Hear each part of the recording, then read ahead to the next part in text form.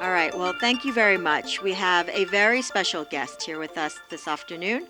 I want to welcome Commissioner Caroline Pham, coming all the way from New York, U.S., to be with us here in sunny and snowy Davos. I want to say welcome and a warm welcome to you.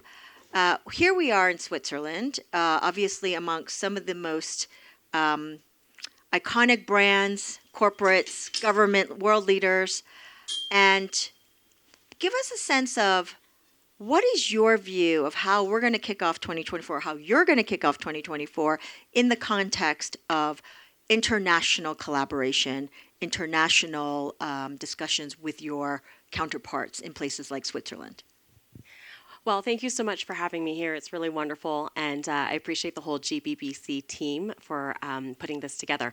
First, I'll give my standard disclaimer, which is that the views I share today are just those of my own as a commissioner and not that of the CFTC or of any other commissioner. I think that some of the things that are unique about Switzerland is that traditionally Switzerland has been a place where people from all over the world can come together to find common solutions. If you think about it, in Basel, we have not only the Bank for International Settlements headquartered, but we also have the Financial Stability Board. And I do think that even as the WEF Global Risks Report identifies that in this moment of tremendous transition, 41% of the world's population going to the polls, and with the challenging geopolitical situations, we may need to look for localized strategies, but we still have to remember to focus on global collaboration. So I think it is going to be through these multilateral organizations where the harmonization is going to be driven, and I think that will help to address some of the challenges of living in a fractured world. So let's turn our attention to obviously the hot topic for us in the room and partially on the promenade is around blockchain technology, but more specifically digital assets and cryptocurrencies and crypto assets. When you look at 2024 and your role at the CFTC, what are some of your focus areas? And for those who may not be as familiar, who are international, could you explain a little bit about the GMAC, for example? Sure, of course. So the CFTC is unique amongst U.S. regulators because we have global jurisdiction. So where the U.S. touches an activity, and that's a very broad definition. Trading platforms, for example, may be required to register with us, and that is what a lot of our enforcement actions have focused on. One of the things, again, in dealing with these global challenges is that we do need global solutions, and so that's why through my sponsorship of the CFTC's Global Markets Advisory Committee, I have really focused on how do we ensure a level playing field for global businesses and global markets. And part of that is standing up several subcommittees, of which, Sandra, thank you so much for serving on the Digital Asset Markets Subcommittee. And so I'm excited about the different work streams that are underway where we can examine how to establish standards and best practices, building upon the work of many industry organizations, where honestly, if you look at different asset classes, the same basic rules around risk management and conduct are the same. It does not really matter what jurisdiction you're in. I've worked on developing and implementing global policies for a markets business. So I think that's what we need to focus on. There's so much that's in common, right? And I think as you look at 2024, at the end of last year, I proposed a digital asset markets pilot program, first of its kind U.S. pilot program for digital asset markets. And right now, it's been great to sort of receive feedback on the proposal I outlined at the Cato Institute and to hear people's input on how it should be designed, what risks it should address, what protections there should be. I would love to see that turn into a BIS-style innovation hub project, and so maybe that's something that we can hope to achieve in 2024. Well, there you are. For 2024, people need to help Commissioner Pham set up a BIS innovation hub-like pilot regime. That would be fantastic. That's great. So pulling on the thread of global standards, a lot of people are talking about this, that we need global standards on the regulatory side. And we've seen a tremendous amount of reports, consultations coming out of the various bodies. How do you think we best knit this together? Is this the common dialogue that we need to keep having? How do we actually make that happen? Because it's quite difficult. It is going to be both through a multilateral and bilateral approach. So you've seen some significant milestones that the international regulatory community has achieved last year with the publishing of the FSB crypto asset principles, and with IOSCO also publishing their principles as well. And so as jurisdictions work through the implementation, that's where it's going to be important to keep focusing on global alignment through the regularly scheduled multilateral forums, FSB, IOSCO, OECD, et cetera, but also in bilateral engagement, most importantly with subject matter experts. And so that's why, again, in keeping with this year's theme at Davos, with rebuilding trust, it's been a very challenging year, the past year. Some really big frauds, many people getting hurt, but in that work to rebuild trust, the way to do that first and foremost is through engagement. You've been a big champion and have also been noted, rightfully so, for having engaged with private sector quite well. What advice would you give to particularly international crypto and blockchain entrepreneurs who want to do business in the U.S., may be a bit leery about the regulatory risks or considerations? So I don't give advice, but in this current environment, I'll say 90% of it is what your parents taught you. Don't lie, don't cheat, don't steal. And for the other 10%, you need a really good securities lawyer. Very good advice. I have to say, lawyers are very important in guiding you in the right direction in the space, so appreciate that. And in the collaborations that you've done, I mean, you've spent a lot of time being face-to-face with regulators. Do you feel, and this is just obviously from your standpoint, that the level of understanding of the technology and where it may be going, including DeFi, do you feel like that knowledge curve has improved? I think there's been some improvement, but I do still think there's a long way to go. So whether you're in the private sector or you're in the official sector, talent and resources is key to effectiveness. And I think that you've seen capacity building amongst regulators. There are some regulators who have been working on blockchain technology, like the MAS in Singapore, for years. There are jurisdictions where they've had registration and examination frameworks for digital asset businesses for several years. There's a lot of learnings to be had there, and so I do think that a lot of the BIS, again, coming back to Switzerland, the BIS has a lot of initiatives to help with that capacity building, but I do think that in the United States, we need to work on it. And in terms of, and again, giving those who are not as familiar with the way the CFTC works, so you've got other commissioners, they have other committees. What would happen as a recommendation comes up from your GMAC committee, for example? How would that process work? Sure. So the CFTC is comprised of 5 independent commissioners that are nominated by the president and confirmed by the Senate. And no more than 3 can be from the majority party. It's very much like a board of directors, and it is structured the same way as the SEC. So in order for any agency action to be taken, whether it's a rulemaking, an order of registration, or an enforcement action, all 5 of us commissioners have to vote on it, and it's a majority vote. With these advisory committees, so there's actually in the United States a Federal Advisory Committees Act, which recognized, I think back in the 60s or 70s, that there needed to be official channels for the public to engage with regulators to share their knowledge and expertise.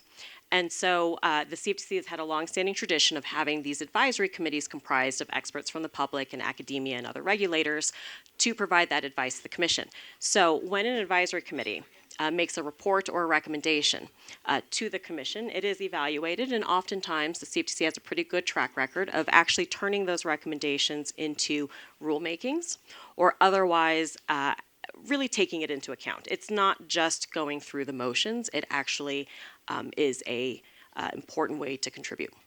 So I'm going to put the GMAC DAMS, or the Digital Asset Markets subcommittee, in the hot seat, which includes me, by the way.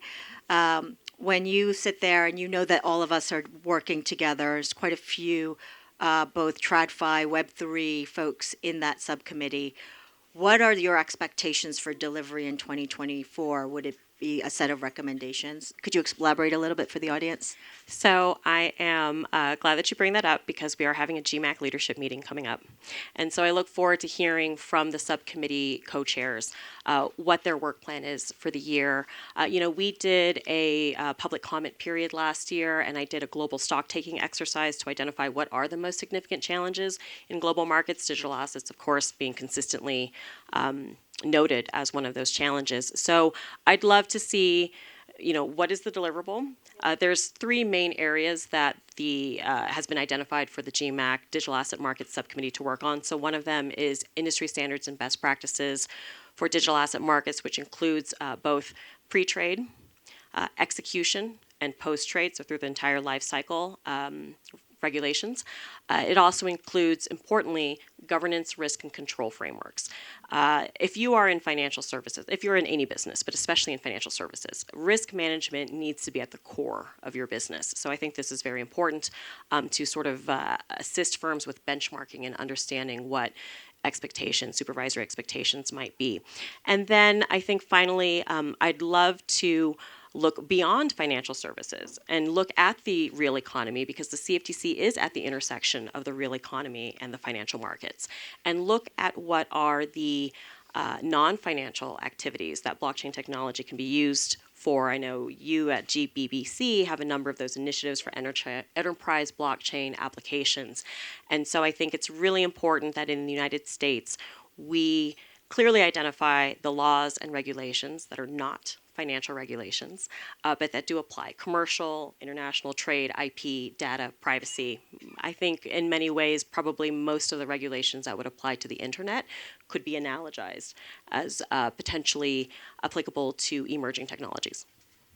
I'm so glad that you mentioned that there are use cases beyond financial services. Not that it's not important, but financial services are very important, but there is a world beyond financial services. Thank you for pointing that out. And absolutely, I think we will be, hopefully, regulators will see more and more that the universal and global picture is actually quite varied. So one challenge I will say that has come up, just to give a window to some folks, that there is a push and pull which does need to happen. So some of the discussions we've been having at the infrastructure level have been about there are certain things that are sort of natural to Web3 that if you try to then sit and fit into TradFi world is actually quite difficult, and we're working through that. And I think ultimately you will see a set of recommendations. We are doing our homework, I promise. The group is working very hard. I'm pretty sure there's a meeting this week. But I think where there will need to be is maybe thinking from regulators that extend beyond what existing frameworks are. And I think it's key for private sector to articulate that to you. Do you see that regulators are realizing that regulation also needs to innovate? And that came up earlier today, by the way. I think it's so important that regulators need to not just try to keep up, but regulators need to also be forward-looking, and we need to anticipate and adapt to new risks. We need to stop being so reactive and move towards being more proactive. So this is something where, in my engagement with other jurisdictions, when you think about some of the key ingredients that are necessary to foster innovation as a matter of industrial policy in nations around the world, one is political stability, two, the rule of law, and three, regulatory clarity. So it's incumbent upon regulators and other policymakers to step up and provide that regulatory clarity to foster innovation. So if I may add, tack on a question to that, how much do you think there is in terms of regulatory best practice sharing? So what MAS is doing versus what maybe the Ministry of Finance in Japan or the regulator in Japan is doing versus US and FINMA, for example. Do you see that sharing happening? Yes, I think IOSCO is an effective way to do that type of information sharing and best practices, capacity building, which is why IOSCO was founded. I mean, that is why you have the International Organization of Securities Commissions, and securities being also derivatives. but not in the United States, but it's a longer discussion. Anyhow, so yes. it's an effective way to do the multilateral engagement. And there are events like this all over the world where representatives from various regulatory authorities are. And so I enjoy those candid and bilateral discussions as well. And it's great to, put your heads together. And we have a few minutes left, and I'm going to delve into the world of DeFi, or I'm going to hit a DeFi question for you. So there's a lot of word on the street that 2024 is the year that regulators will focus on DeFi. We've already seen an IOSCO report related to DeFi. Do you share that view, that this is the year people are going to focus on DeFi? I think as you see more commercial use cases going live and people looking at decentralized networks as the maybe the design for certain, whether it's in financial services or not in financial services, as you have more of a focus on decentralized networks, I think regulators are going to need to tackle the issue. But I also think that, to your earlier point about regulators also needing to evolve the regulations, we've done this time and time again. In the United States, some of the laws that regulate the internet are the same laws that also regulated the telegraph. So there is a way for legal interpretations to evolve to keep up with the times.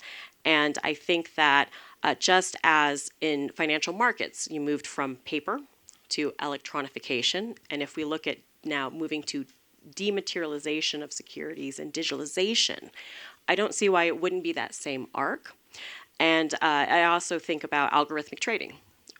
We have developed laws and regulations for algorithmic trading. I heard somebody say one time that a smart contract is a dumb algo. So I think that that is maybe a good framework to keep in mind. You heard it here. Smart contracts are dumb algo. Yes, and I recall actually being on the trading side in TradFi. Algo trading was this big unknown, a lot of fear. And frankly, it's been integrated in and it's regulated to some degree. And frankly, it's operating and growing. And we've got HFT. So it's a good way of thinking about that. So I appreciate that.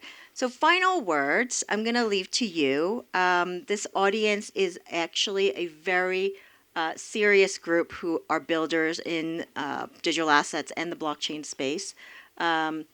Any personal advice in terms of a lot of these builders have been perseverant, some of them in the space for many, many years, watching both crypto winter and crypto highs.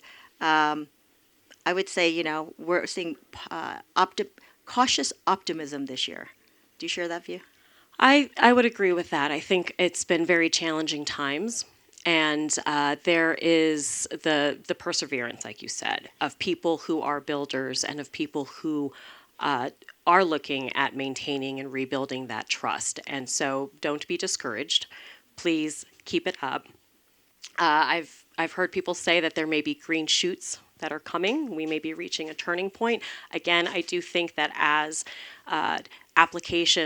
commercial applications go live, it becomes real. And when it's real, you really have to deal with it. So I think, this year will be an interesting year. 41% of the world's population going to the polls again. But I think cautious optimism sounds like a good path forward. Yeah, we may not be able to control exactly what the outcomes of that 41% election results may be, but as builders, if you've already stayed in it for as long as you have now, I think hopefully this year will turn out to be a year where it pays off. So appreciate your advice and your words, your sage words. With that, I'm going to close out. Please thank Commissioner Pham for her time, and we'll leave a few minutes just for folks to say hello. Thank you again. Thank you so much for having me.